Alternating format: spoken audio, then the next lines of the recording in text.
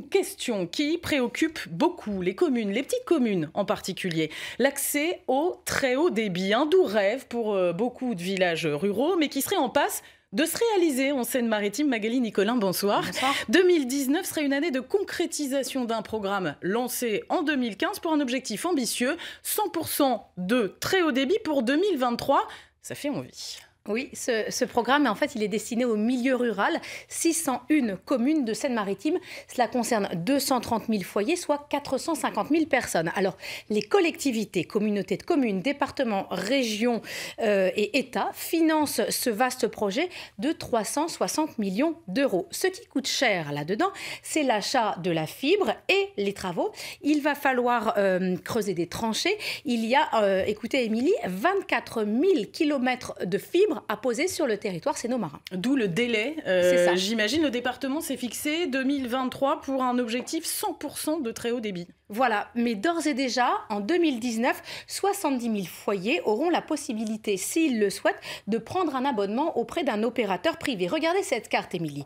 Vous voyez en vert ces zones qui apparaissent où la fibre sera disponible dès 2019. Alors, cela concerne par exemple des communes comme Côte-Bec-en-Caux, Barentin, Bolbec ou Goderville. En bleu, vous allez les voir apparaître, ces zones où les travaux seront effectués cette année en 2019. En jaune, les zones où, pour le moment, les études sont toujours en cours. Alors, comment savoir si votre foyer, votre habitation est concernée? Je vous propose d'écouter Virginie Lucot-Avril, la présidente de Seine-Maritime Numérique.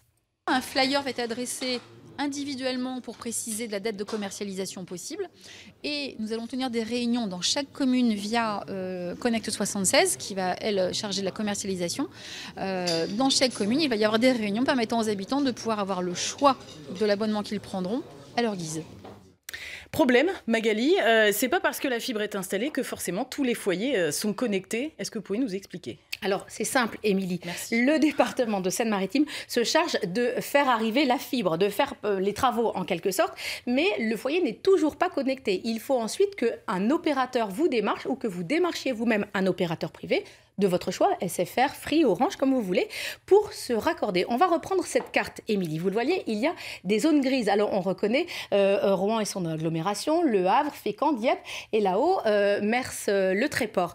Eh bien, ces zones ont déjà la fibre depuis, pour certaines, plusieurs années, depuis 2013. En théorie, la situation est réglée pour les grandes villes, mais figurez-vous que dans certains cas, plusieurs centaines de foyers ne sont toujours pas raccordés à Internet à haut débit, car les opérateurs n'ont pas effectué les démarches auprès des particuliers. Alors le département nous assure qu'en zone rurale, ce retard ne devrait pas se reproduire. Je vous propose d'écouter le président, Pascal Martin.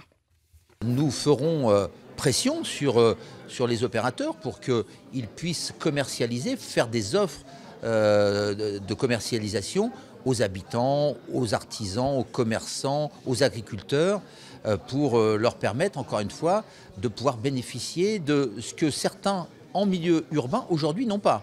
C'est un peu le paradoxe, je vous l'accorde.